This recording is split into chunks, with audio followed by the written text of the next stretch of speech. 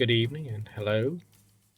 Today I wanted to talk about the difference between victims and abusers because it's really quite interesting how people who hurt people are usually people who have been hurt in some way, and people who are abused are usually the same sort of people who are abusers. And the reason for this is because people who are willing to sell out for a price to get what they want and to avoid personal responsibility will sell other people if they're dominant or at an advantage. And if they're not, they will sell themselves. So, for example, somebody who's more aggressive, they don't want to earn their own way, so they want slaves. So they will try to look for somebody they can captivate and dominate.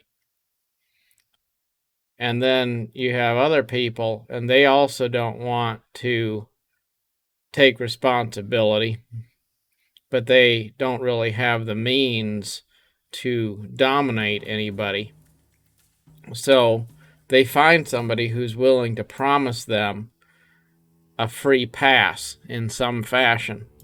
And maybe that's a woman who doesn't want to have to provide for herself. So she will offer herself sexually in a way that creates a situation where she is essentially purchased by somebody who will make it so she doesn't have to work or have to worry about money or something. But then the other side of it is she's the submissive person in a relationship that is controlling. And a lot of women probably would rather be mistreated than to actually have to take responsibility for their life in an independent way.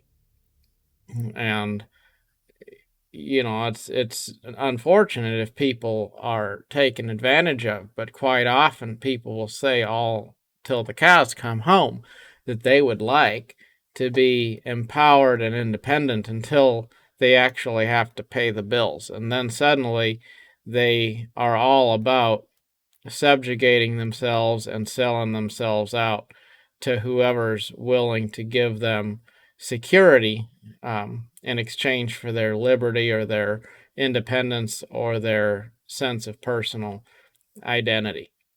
And then on the same side, you got people will um, who will mistreat other people because they maybe have a sense of values they think that they believe in, but where the rubber meets the road, they're going to do whatever they have to do to secure their place as the alpha at the top of the pyramid.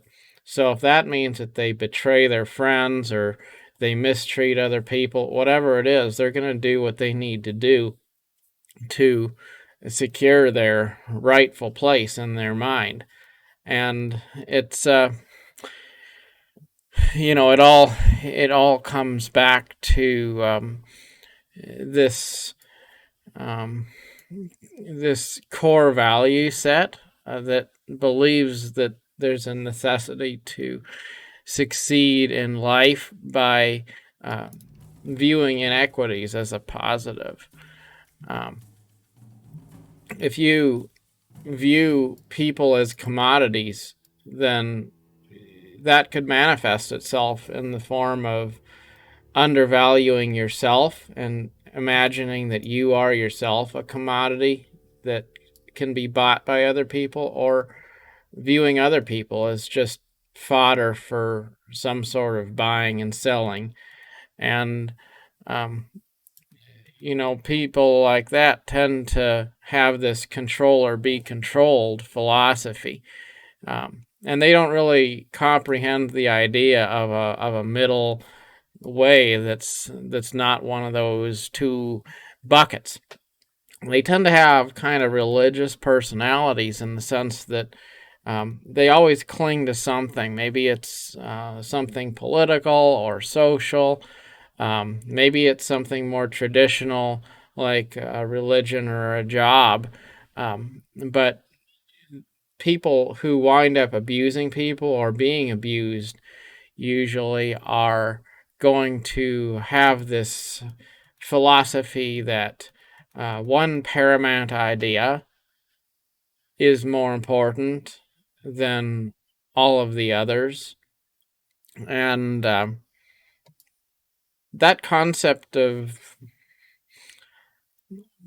valuing a narrative over valuing the truth, of believing in something instead of knowing something, that's a dangerous idea because it creates a situation where you don't really challenge yourself, and it's really easy to assume that you're right even when you're not, or assume that things just are a certain way and they can't be any other way because you don't challenge the way things are. You just accept and embrace whatever narrative you've already accepted on faith. Um, people who have these bad traits are not people who are bad people. And it's important to realize that because you can be in one bucket today and a different bucket tomorrow. There really are no buckets. Like there's different degrees to all things. So if you think that there's just, a certain way you have been or a certain type of person that you are and you're always going to be that way, that's not true. You can always change if you have the ability to choose to want to change. It's important to focus on um, identifying um, opportunities for you to make better lifestyle choices, but not on criticizing other people for theirs. And that doesn't mean that other people are right necessarily in the choices that they make or the way that they live or the way they look at life. But if you are spending your time looking at other people through this lens of trying to diagnose and appraise them and judge them for what they are or are not, then you're wasting precious energy that you could be investing in your own life. Really what you want to do is avoid being one of those kinds of people if you can. And the first step to not being a person with problems is to know that you quite possibly have problems. And we all have been guilty of maybe believing things a little on faith instead of thinking about them in a rational way. Or maybe we've put ourselves into some sort of a hierarchy where we get ahead in life by doing things that we don't really believe are right, or by treating other people in a way that isn't necessarily fair, or maybe we've allowed ourselves to be victimized by other people to kind of pick the easy path instead of the right one, to allow someone else to give us security or the promise of a better life in exchange for us giving up a sense of our own personal identity. And to whatever degree we've done those things, we need to be willing to be aware of that and then try to change. And you can always accept people even if they have bad habits or bad practices in their life. You just want to make sure you're not sucked into any of their hierarchies to where they have leverage against you. Because if you are in a situation where you're surrounded by people who are manipulative, um, then, well, you have to make sure that they never have a motive or a reason to want to harm you. And I think it's best not to have too many people in your life like that. you have to be careful, because a lot of people, they'll be all right in some situations, but the minute you put them in a situation where they have any power or influence over you, then suddenly you see their true colors, and maybe you'd be surprised at how, I guess, evil they might accidentally become. And you don't want to be angry at them for that, because being angry at people because that they are a bit evil is sort of like being angry at a bear because it attacked somebody. I mean, yeah, you can, but really it's a bear. So a bear will be a bear. So if you're angry at it, that's just more shame on you, because you should have known it's a bear and then treat it accordingly. Where you respect it, you never put it in a position where it's going to hurt you. Anyway, be fair, be kind, and remember, hurt people hurt people. So don't be a victim, because the best way to avoid harming others or putting yourself in a position where you'll be harmed is by understanding that whether you care for it or not, you have to take responsibility for your life, and don't feel like a victim, don't act like a victim, and take ownership as you go, so that you don't wind up feeling like the world owes you something to make right a wrong that was done before.